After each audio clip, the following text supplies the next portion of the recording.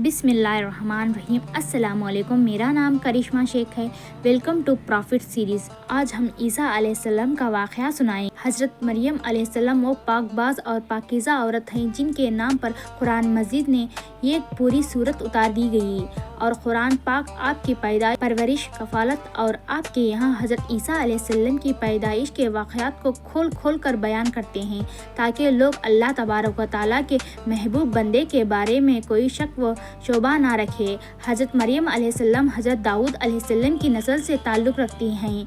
आपके वालिदा मोहतरम इस दौर बनी इसराइल के इमाम नमाज थे। आपके वालिदा मोहतरम भी आबिदा और जाहिदा खातून थी। इस दौर में अल्लाह ताला ने बनी इसराइल पर हज़रत ज़करिया अलैहिस्सलाम का मकबूल फरमाया था। जब हज़रत मरियम अलैहिस्सलाम के वालिदा के यहाँ औलाद नहीं थी तो उन्होंने अल्लाह के नाम पर ये नज़र मानी कि अगर इनके यहाँ औलाद होगी तो उसे बैतुल मक़दस की खदमत के लिए वाकिफ़ कर देंगे।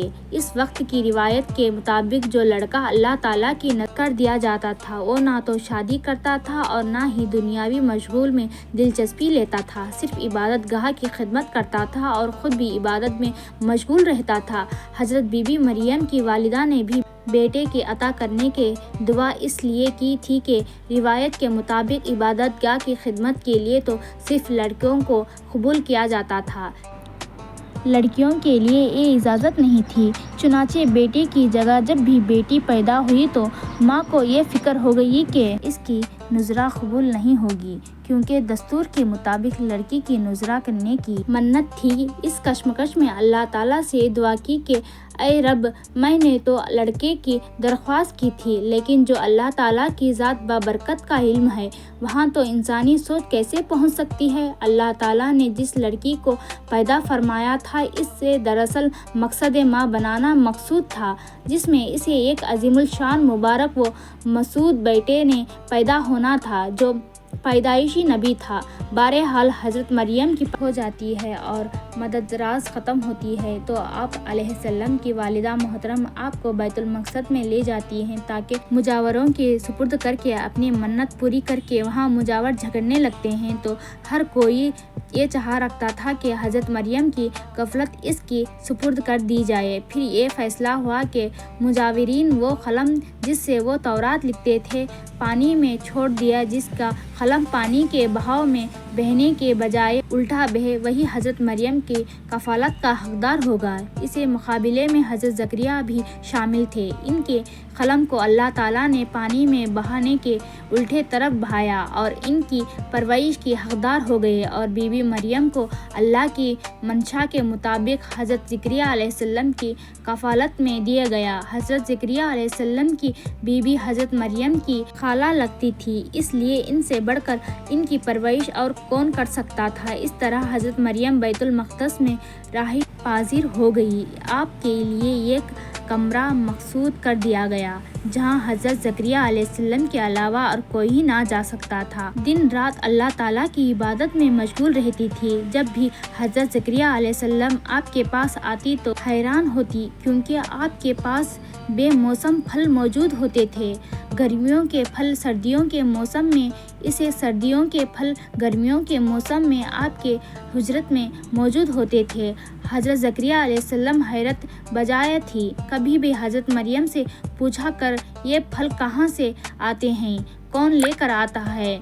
आपको हज़रत मरियम अलैहिस्सलाम पुरसुकून होकर फरमाती हैं कि अल्लाह के पास से कभी हज़रत ज़करिया अलैहिस्सलाम अल्लाह तबारक व तआला से विरासत के लिए दुआ फरमाई। आपकी बीवी के बांझ होने के बावजूद मौजूदा ख़ानदानी से आपके यहाँ हज़रत याहिया अलैहिस्सलाम की विलादत हुई। हज़रत मरियम की अज़मत और फजीलत को करीम ने बार बार कुरान मजीद में फरमाते हैं और अपनी मोमिना बंदी की पाकीज़ी और पाक दामनी का ऐलान किया है। हज़रत बीबी मरियम की उम्र जब तकरीबन 15 साल हो गई तो एक फ़रिश्ता खूबसूरत नौजवानी मर्द की शक्ल में नमरूद हुआ, जिसे अलहदगी में देखकर हज़रत मरियम खौफज़दा हुए और वो अपनी अज़मत की हिफाजत के लिए फ़िक्रमंद हो गई कि फरिश्ते के चेहरे पर तौक़ीद के आसार नुमायाँ थे। ताहम बीबी ने अपनी अज़मत की हिफाजत के लिए ख़ुद को अल्लाह की पनाह में दे दिया। एक आफत और پاک باز کا ایک طرح کا امتحان تھا جو اللہ کے خاص بندوں پر اثر ہوتا ہے۔ آپ نے اس شخص سے کہا کہ وہ وہاں سے چلا جائے۔ ان کی پریشان دیکھ کر نوجوان نے کہا کہ اس پاک خاتون کے پاس اللہ کا فرشتہ آیا اور کہا، اے کنواری مریم، اللہ نے تجھے ایک نیک اولاد عطا کرنا چاہتا ہے۔ خاتون نے کہا، یہ کیسے ممکن ہے جبکہ مجھے کسی مرد نے چھوا تک نہیں۔ فرشتے نے کہا، ایسا کرنا تیرے رب کے لیے بہت آسان ہے۔ وہ نیک اور فارسہ خاتون کون تھی جو قیامت تک پاک دامنی کی مثال بنے گی؟ وہ خاتون جسے اللہ نے اپنے زمانے کے تمام عورتوں پر بہتری عطا فرمائی۔ حضرت بی بی مریم علیہ السلام کے والد کا نام عمران اور والدہ کا نام حنا تھا۔ حضرت عمران حضرت سلیمان علیہ السلام کے اولاد میں سے تھے اور ان کی اہلیہ حنا داؤد علیہ السلام کے اولاد میں سے تھے داؤد علیہ السلام کے اولاد میں سے تھے۔ حضرت عمران بن اسرائیل میں بڑے عابد، زاہد اور عالم تھے۔ اس کے لیے مسجد اقصیٰ کی امامت لوگوں نے آپ کے سپرد کی ہوئی تھی۔ حضرت حنا کے یہاں اولاد نہ تھی۔ ایک روز آپ نے ایک درخت کے سائے میں ایک چڑیا دیکھ رہی تھی جو اپنے بچوں سے پیار کر رہی تھی اور اسے دانا کھلا رہی تھی۔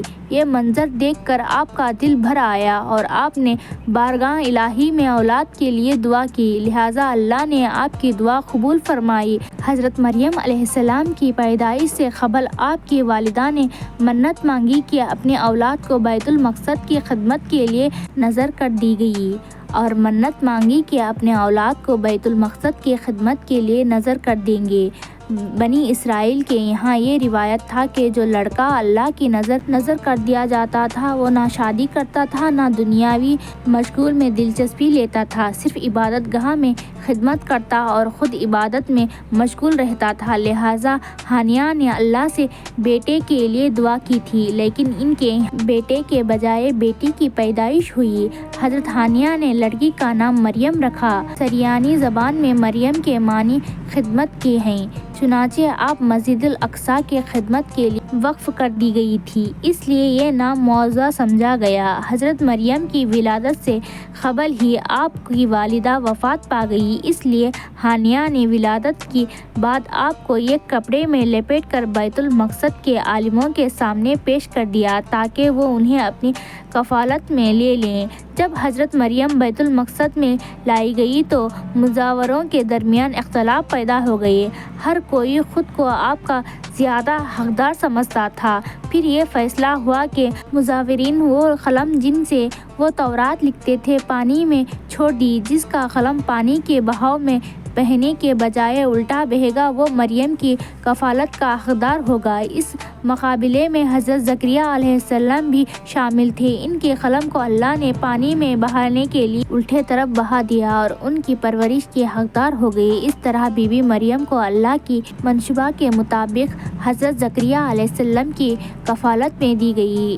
حضرت زکریا علیہ السلام کی بیوی حضرت مریم کی خالہ لگتی تھی، لہٰذا ان سے بڑھ کر ان کی بہترین پرورش اور کوئی نہ کر سکتا تھا۔ حضرت مریم علیہ السلام دوسری بچوں کی منسبت بہت تیزی کے ساتھ بڑھتی رہی۔ جب آپ حضرت زکریا علیہ السلام اور اپنی خالہ کے گھر پرورش پا کر کچھ ہی بڑی ہو گئی تو بیت المقدس میں آپ کے لیے ایک کمرہ مخصوص کر دیا گیا۔ یہاں زکریا علیہ السلام کے علاوہ اور کوئی نہ جا سکتا تھا۔ آپ دن رات اللہ کی عبادت میں مشغول رہتی۔ جب حضرت زکریا اور آپ کے پاس آتے حیران ہوتے کیونکہ آپ کے پاس بے موسمی پھل موجود ہوتے، گرمیوں کے پھل سردیوں کے موسم میں اور سردیوں کے پھل گرمیوں کے موسم میں آپ کے حجرے میں رکھے ہوتے تھے۔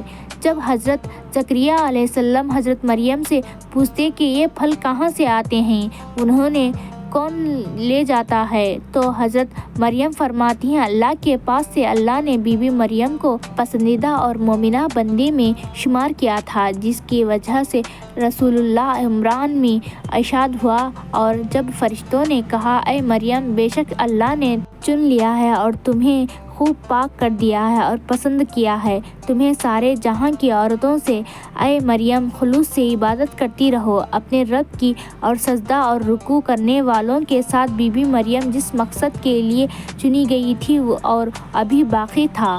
آپ دن رات اللہ رب العزت کی عبادت و ریاضت میں مشغول رہتی تھی، یہاں تک کہ بنی اسرائیل میں یہ مشہور ہو گیا کہ بی بی مریم نہایت ہی عبادت گزار، پاکیزہ اور متقی خاتون ہیں، اور لوگ آپ کو بہت بہت عزت و احترام کرنے لگے۔ پھر وہ وقت آیا جب جبرائیل علیہ السلام حضرت مریم کے پاس تشریف لائے۔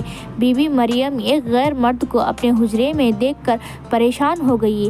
حضرت جبرائیل علیہ السلام آپ کے پاس انسانی شکل میں تشریف لائے تھے۔ حضرت مریم آپ کو دیکھ بولی، اگر تو کوئی خدا تراشی انسان ہے تو تجھے خدا رحم کی پناہ مانگتی ہوں۔